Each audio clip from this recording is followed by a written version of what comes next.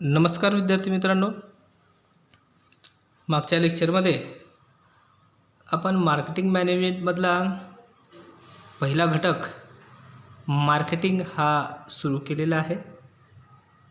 यामध्ये आपण काल इंट्रोडक्शन, मीनिंग अँड डेफिनेशन तसेच काही ॲप्रोचेस पाहिलेले आहेत.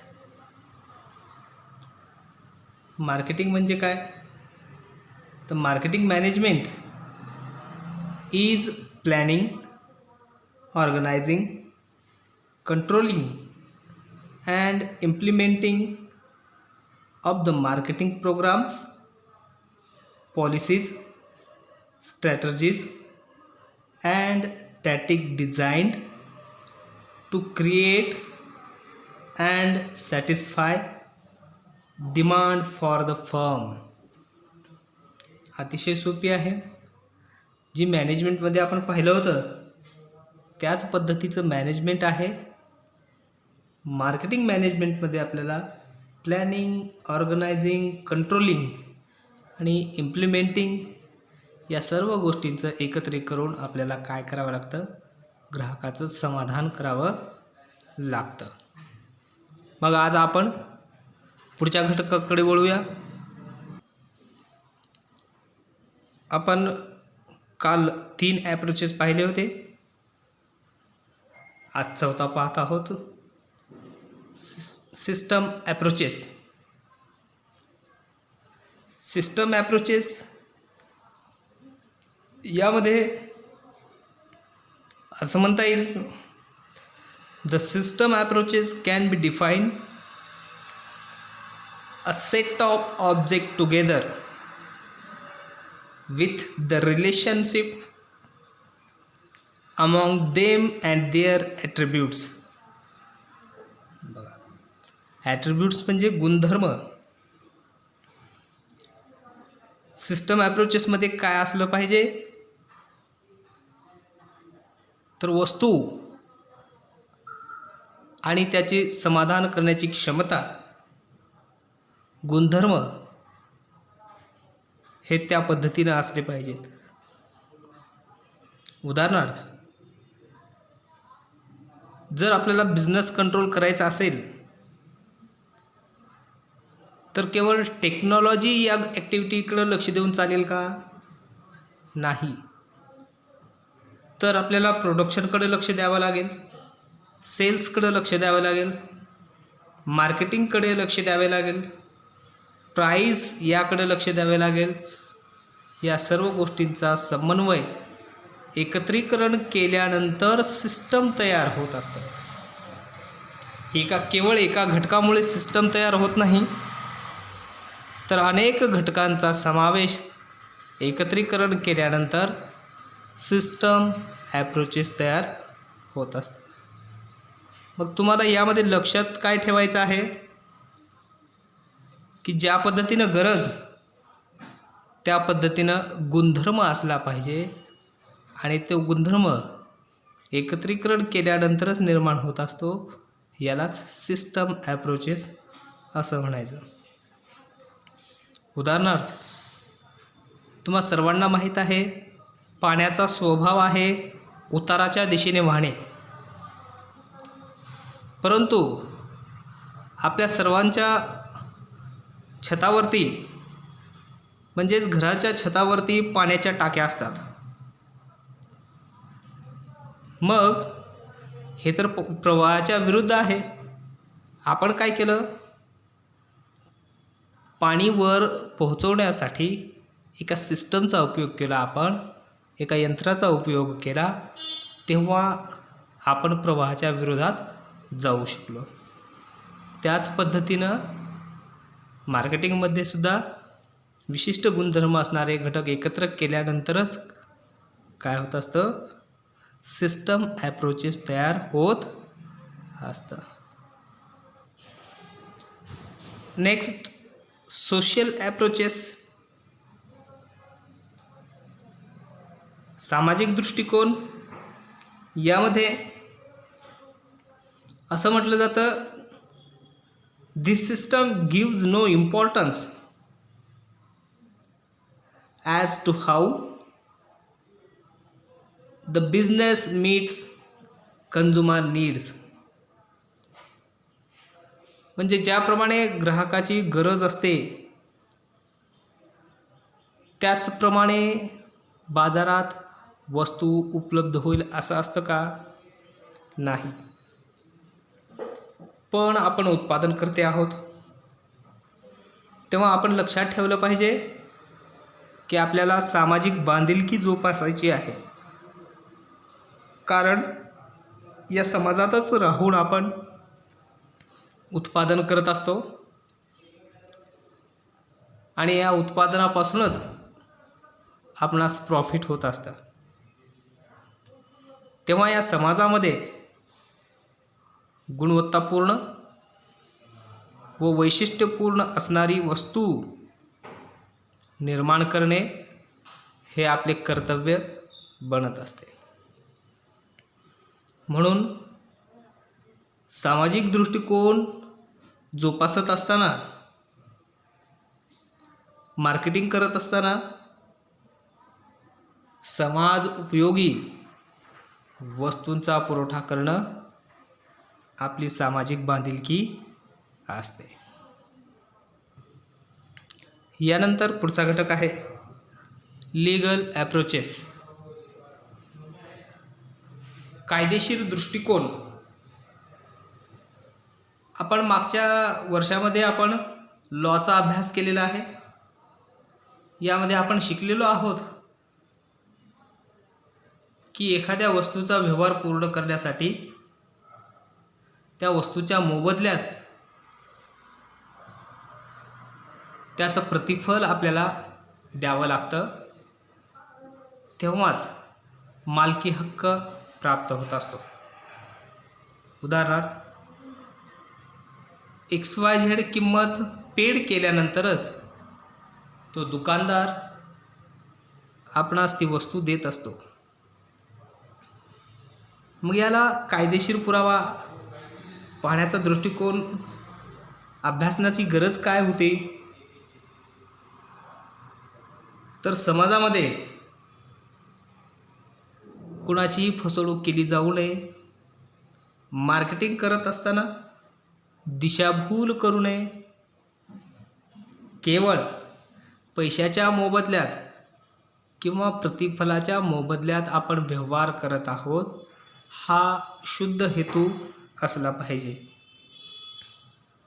म्हणूनच आपण sales of goods act, contract यासारखे घटक अभ्यासले आहेत. तोच भाग म्हणजे काय आहे? लीगल ॲप्रोचेस आहे. यानंतर पुढचा घटक आहे, हा ॲप्रोचेसमधला शेवटचा घटक असेल इकॉनॉमिक ॲप्रोचेस. तर इकॉनॉमिक या शब्दावरून तुमच्या लक्षात आलेलं असेल ही जी इकॉनॉमी जी चालत आहे ती केवळ दोन वस्तूंना म्हणजेच दोन घटकांना जास्त प्रभावित करत असते.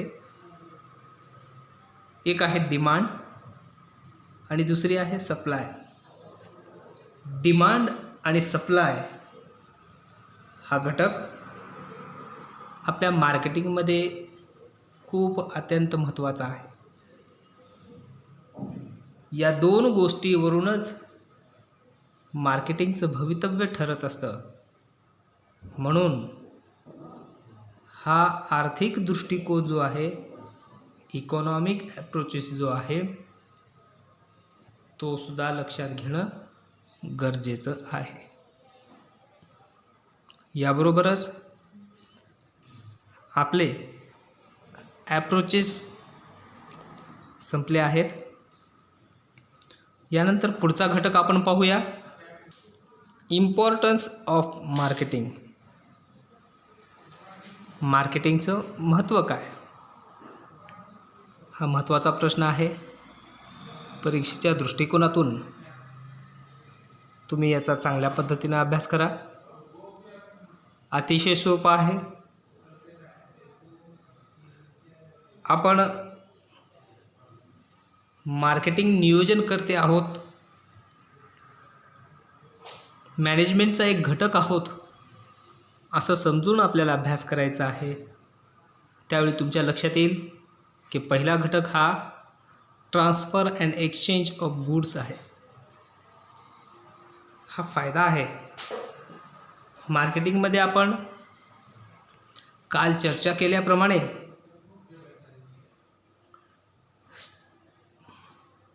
समाजामध्ये उत्पादित वस्तू झाल्याबरोबर लगेच ग्राहकाच्या हातात पडत नाही, तर आपल्याला काही मध्यस्थांची गरज भासत असते. उदाहरणार्थ डिस्ट्रीब्युटर, होलसेलर, रिटेलर. मग या सर्व घटकांना एका साखळीमध्ये बांधण्याचं काम किंवा समाजात ते व्यवहार घटक होण्याचे कार्य हे केवळ मार्केटिंगमुळं होत असतं. मार्केटिंग हा घटक काय करत असतो, तर त्या सर्वांना एका घटकामध्ये, एका सिस्टममध्ये बांधण्याचं कार्य करत असतो. तेव्हा वस्तू ग्राहकाच्या हातामध्ये पडत असते. म्हणून आपल्याला असं म्हणता येईल, marketing is very helpful in transfer, exchange and movement of goods and services are made available to customer through various intermediaries. ह्या इंटरमेडिएटर्सद्वारे काय होतं की वस्तू एका ठिकाणाहून दुसऱ्या ठिकाणी हस्तांतरित होऊ शकते. यानंतर नेक्स्ट पॉईंट आहे rising and maintaining living standard. Marketing काय करत असते, आपल्या राहणीमानामध्ये उच्च दर्जाची वाढ करत असते.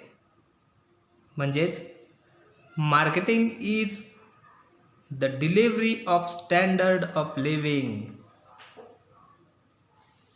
काय करत असते, delivery of standard of living. सोसायटीमध्ये जगत असताना आपणास नवनवीन वस्तू,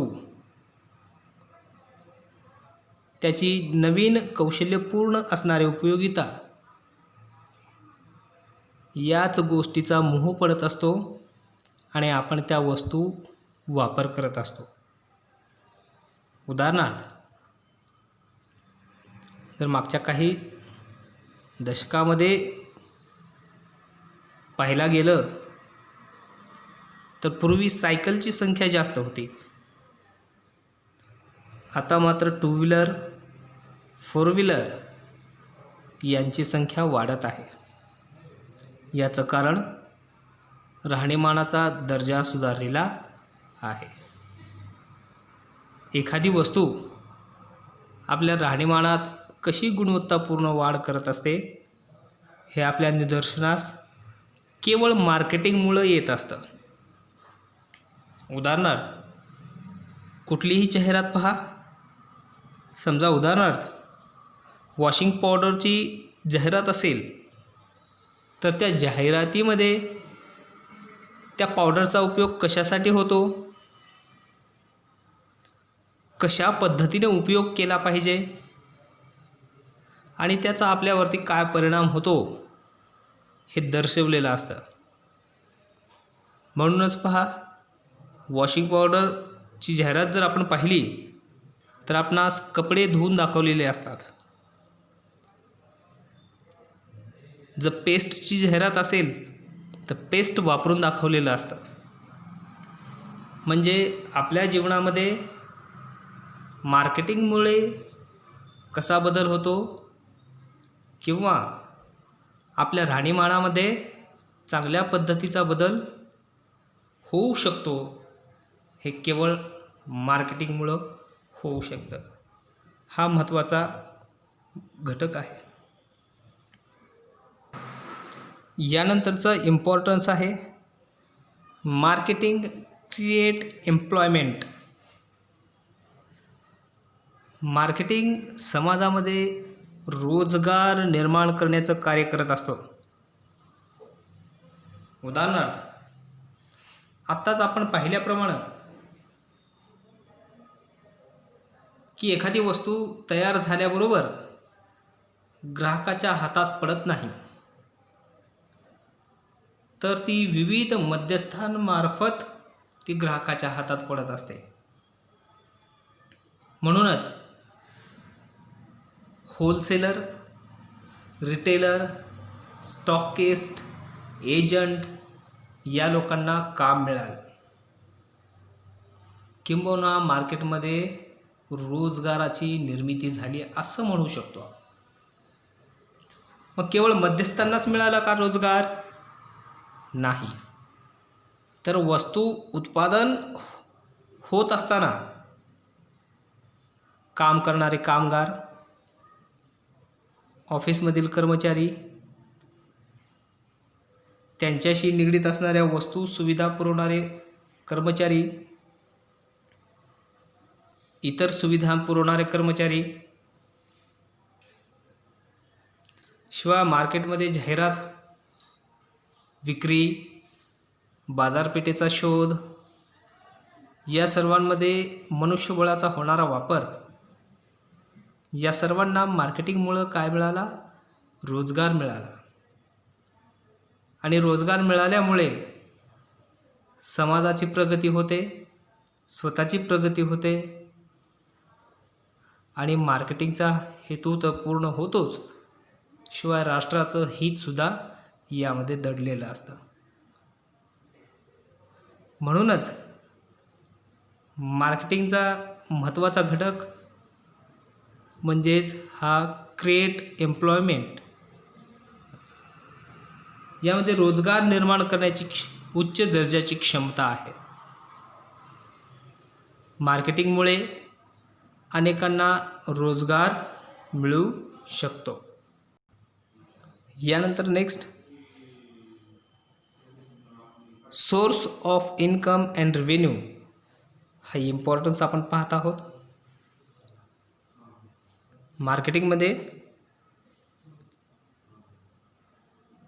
उत्पन्न तर मिळतंच, पर सरकारला विविध माध्यमानं करसुद्धा जात असतो.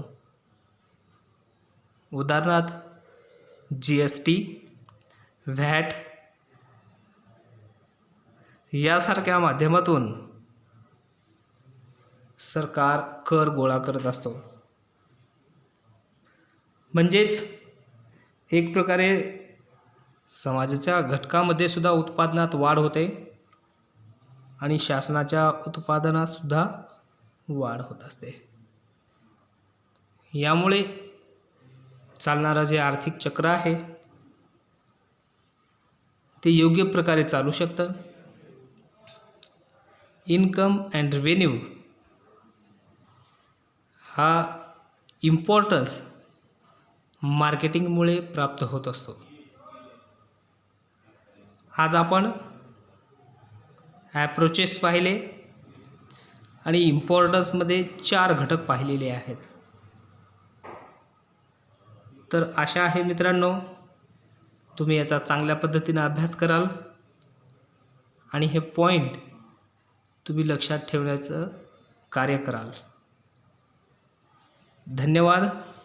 भेटूया आपण पुढच्या व्हिडिओमध्ये.